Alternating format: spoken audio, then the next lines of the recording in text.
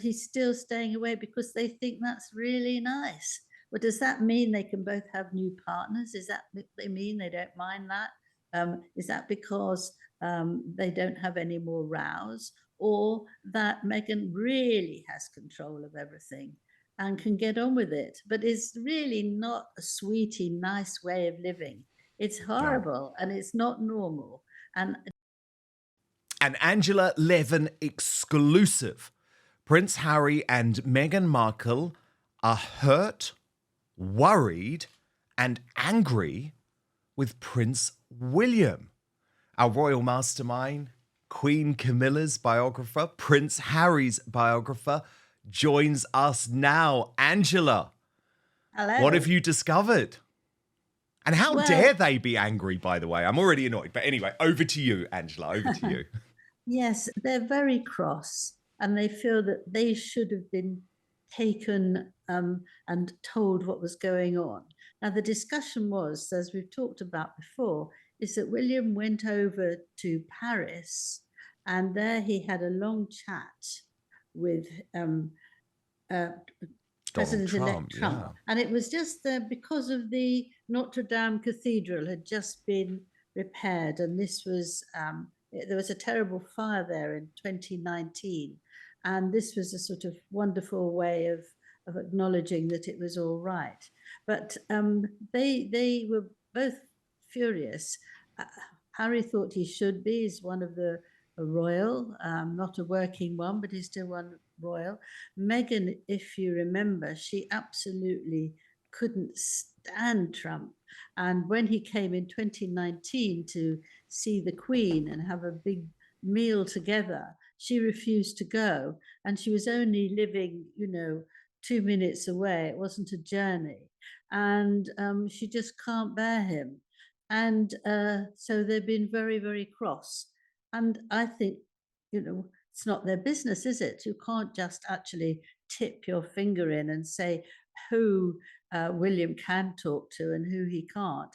In fact, William did it very well because it meant that somebody in the Labour Party couldn't actually go over and talk to Trump, which wouldn't have gone very well, but that uh, he was very, very good and kind and gentle, and he could talk about the family.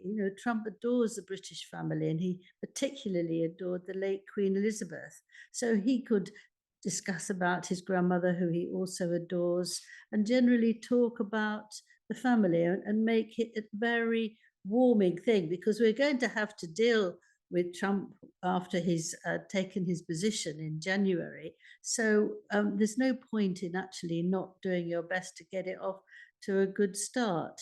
And I think um, Sir Steimer is not going to like him very much at all. So we've got at least somebody who will do the job.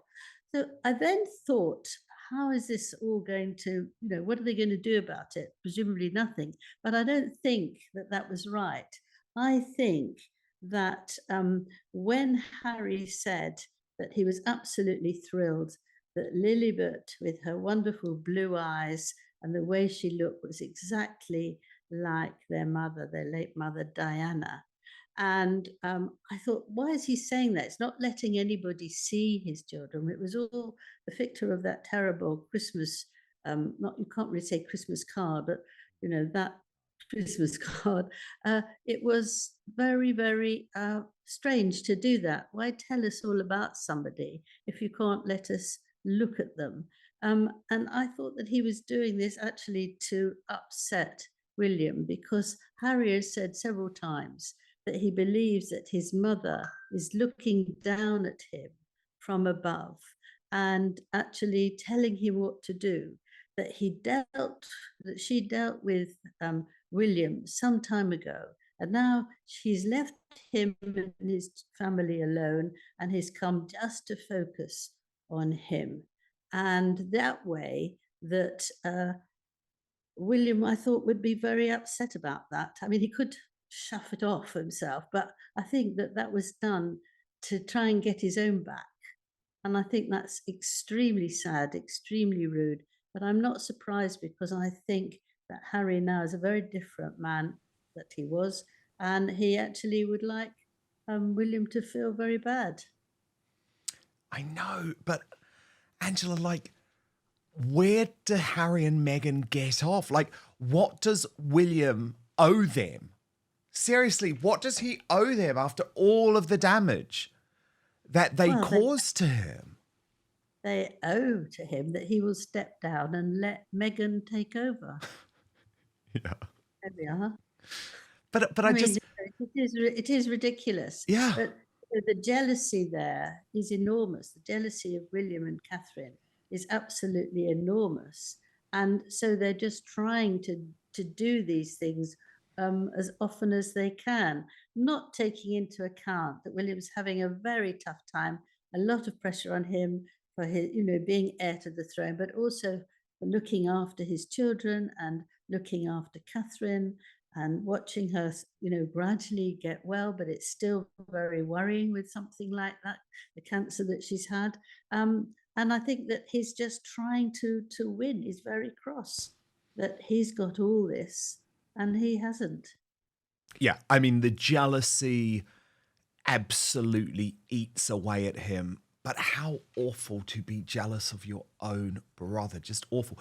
Angela, you've raised the card. I know we spoke about it earlier in the week, but can I just show you something that, according to Taz, posted on X? She wrote, "Come on, it's a little odd, right?" And see there's Netflix footage on the right when Archie was 3 to 4 years old. And it does seem to be the exact pose. Now, I know the mainstream She's media. very good. She's very good. She's got a very good Yeah. way of looking at things. Yeah. She's been laser sharp investigating this card. But the mainstream media, Angela, say, oh, she's just a conspiracy theorist, anyone who's questioning this card.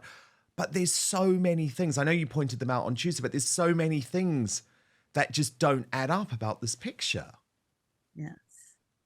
Yes, but then if you go on about it, then it looks even worse because the title of it, I have to read it out to you. It's just too awful, isn't it? It's on behalf of the office of Prince Harry and Meghan, the Duke and Duchess of Sussex, Archwell Productions, and Archwell Foundation. We wish a very happy holiday season and a happy new year. We'll get back to that in a minute, but they've got a second card that is a private one. That's according to People magazine. They send that to close friends and family. So how nasty can you get? They send this sort of snooty, sort of rude, ghastly, sort of pompous thing that for us, not allowing them to use her name properly, and because we don't deserve very much. We're a second level. I mean, I can't imagine that. I've never known any royal who sends out a Christmas card and then does that great sort of hoo-ha of who they are, just in case we didn't know. It's beyond anything, actually. I think it's one of the worst things you can do. So patronizing, so superior, and actually they're not. They might have been long ago, but they're certainly not now. They've smashed all that. And Angela, it just gets worse, though, for Harry and Meghan, because Polo is now officially not just a flop in the UK and the US, Angela, but everywhere. This is just broken from the Mail that reports fresh humiliation for Prince Harry and Meghan as their flop show Polo fails to make Netflix's top 10 in any market. Now, Netflix, Angela, is in well over 100 countries around the world. It hasn't made the top 10 in one of them. What do you make of that? Well, I make of that tells you exactly what you and I both thought, that it was absolutely terrible. We both gave up 5 hours to watch this, and it was beyond anything. I mean, I fell asleep in the fifth show, and I had to go back and look at it because I didn't want to miss out.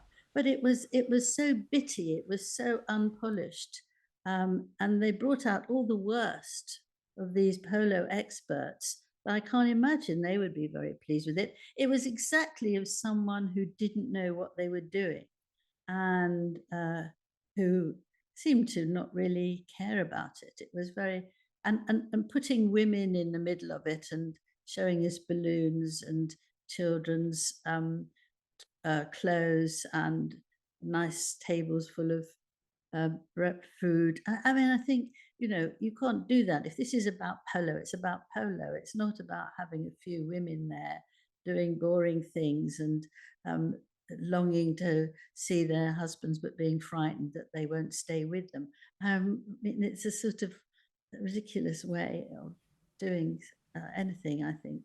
A But big Angela, mistake. isn't what is so interesting about all of this, and I think it links back to your story today in regards to Harry and Meghan's current fury at Prince William, and probably Catherine to a lesser extent, I guess. But isn't it the fact that they cannot handle that it's Catherine and William who are now the stars in America? So Catherine, nominated for Time Person of the Year. William has been spoken about spoken about by Donald Trump more than any other leader that Yes, he yes, met. The respect for William and Catherine. Now, I know they received that terrible treatment from the mainstream media earlier this year, but the respect has grown because of the way they dealt with it. They dealt with it yes. with class. They dealt with it with dignity. It was a Dignity. case of less is more, but they still opened up to the public in their own way. Remember, there was the beautiful video when Catherine revealed that she was cancer-free.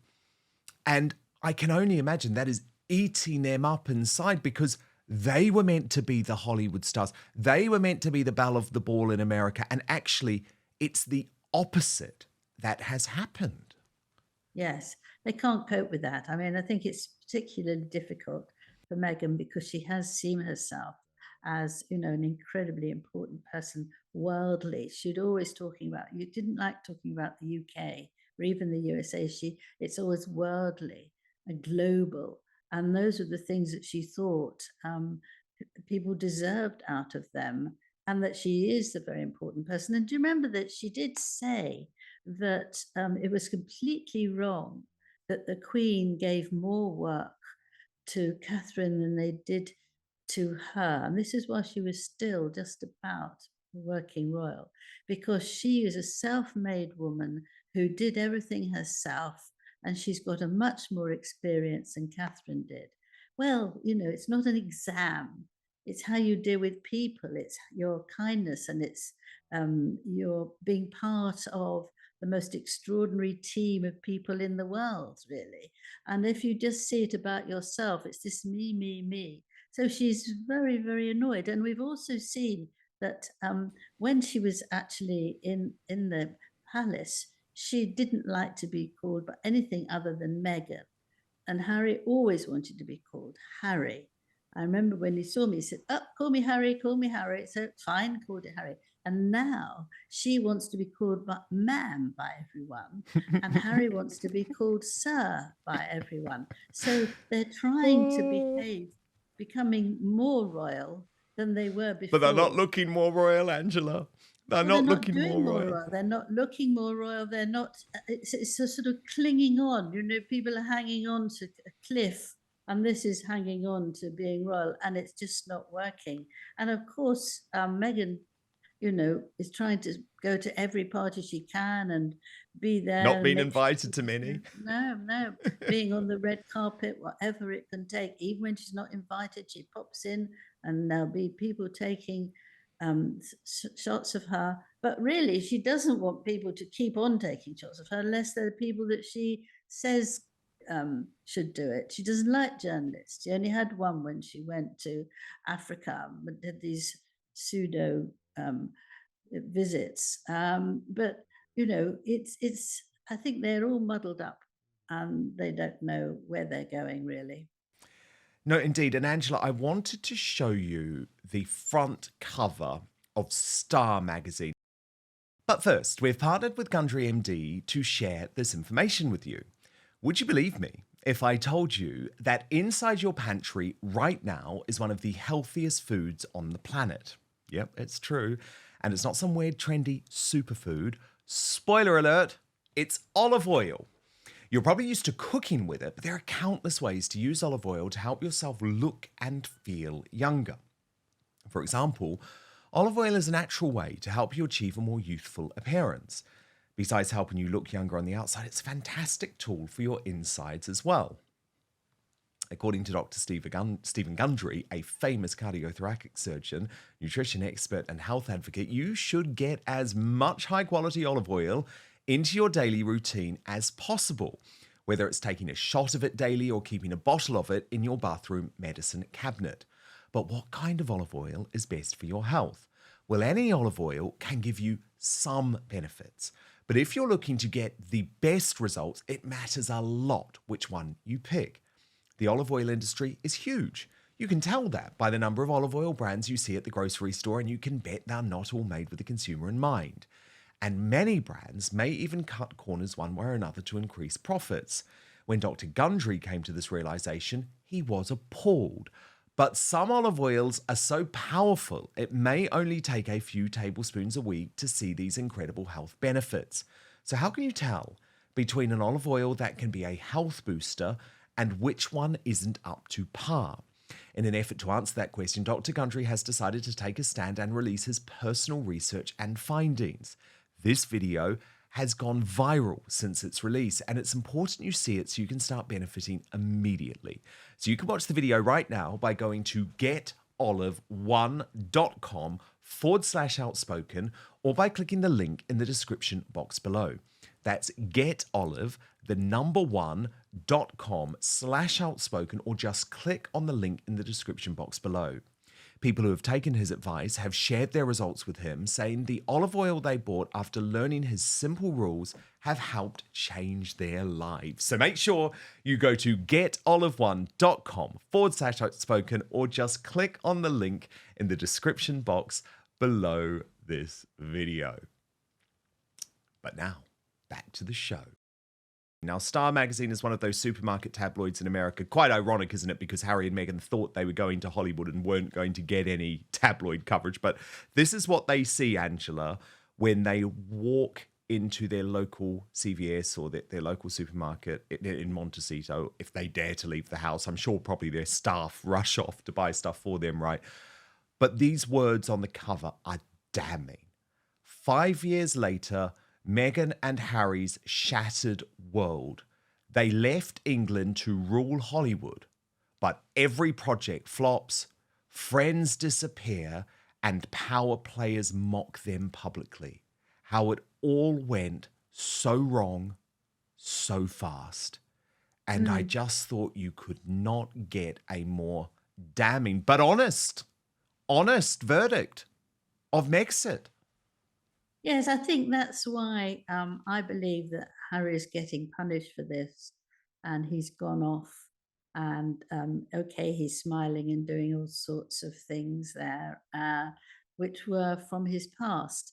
But I think that that's because she would blame him. I mean, she's never at fault. She always blames other people, and I think Harry's the one at the moment. I mean, it's a nonsense to say that they talk at night, and she sends him little love things, and she tells them how the children are. That's not a marriage. That's not a good idea. What's all that? No, that's about. But he's keeping away. And there was one of the magazines. They're going to just sort of. It suits them both very well that they live apart and they do what they want, because Meghan has a much more desire to be more important than Harry does. I mean, all this is absolute rubbish, isn't it? I think that they can't, it's not like a normal fat person would say that. What, how, if the kids, they just hears about the kids now and then, are they there, the kids? Who knows? But it's very, very awkward to do that. He hasn't got to work a job, miles away, and can't get back. He's actually doing things that he wants to, and now we don't know what he's doing. But he's still staying away because they think that's really nice. Well, does that mean they can both have new partners? Is that what they mean? They don't mind that? Is that because they don't have any more rows, or that Meghan really has control of everything and can get on with it, but is really not a sweetie, nice way of living? It's Yeah. horrible and it's not normal. And to try and pretend that that's fine and it absolutely suits you is one of those little lies that come out now and then. Angela, speaking of a Christmas card that went down incredibly well, look at the front page of The Sun in the UK today. They've cleared it all just for William and Catherine's Christmas card because I think the viewers, they got it so right. And then there's been a lot of reportage in the newspapers, including the Daily Telegraph today, explaining that William and Catherine are not or did not attend the Christmas lunch this week because they're in Norfolk.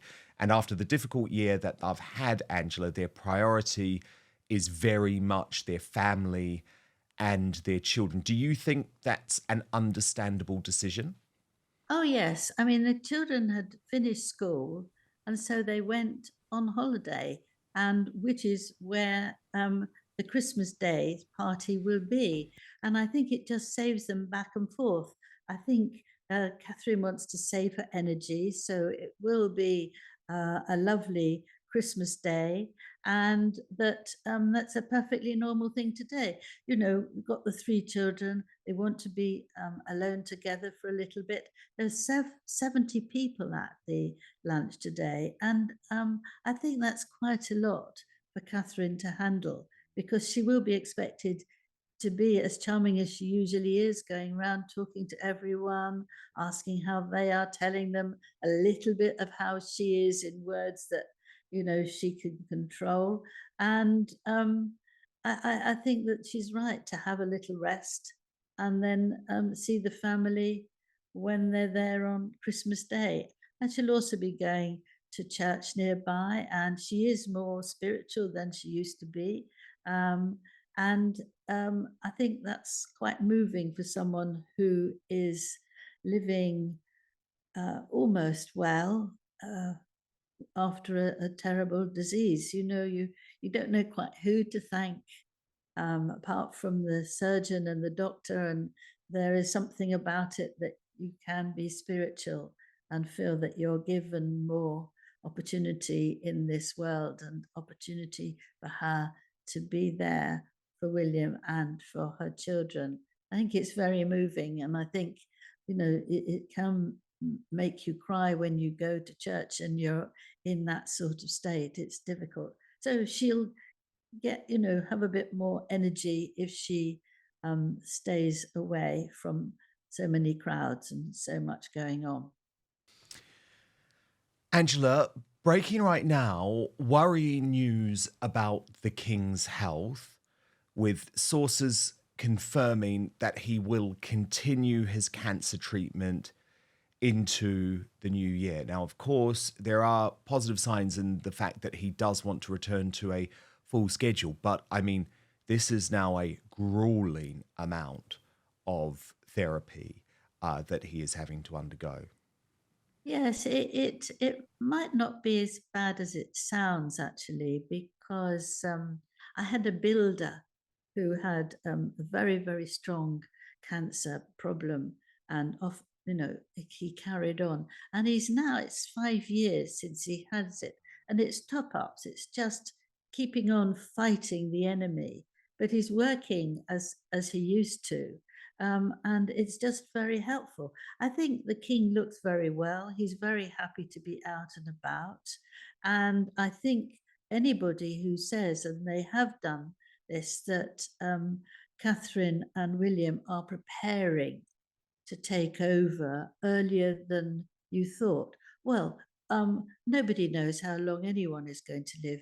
If the king and the queen are in their mid 70s, you've got no idea about how long they're going to be on this earth. And I think that that's an extremely cruel, unnecessary, and nonsensical thing to do. because it's obvious that William is going to be the king, when all this happens. But it could be a long time, and he's doing a lot. I mean, he's very busy every day. He's not now resting as he used to. He looks very well, but he is still having the treatment. And I think that makes it sensible rather than a difficult word and everybody's worrying. But you don't know, do you? And these things can turn very quickly, especially if people are older. And what somebody younger might be aware of and happen to them. But this, it can be quite a quick thing. So keep up with things all the time. Keep taking the tablets and be well as much as you can. Thank you so much for watching Dan Wootton Outspoken. Please click on my face just to the bottom left to subscribe to this brand new independent news source and turn on the notification bell so you'll be alerted to our brand new live shows, uncancelled interviews and special royal episodes.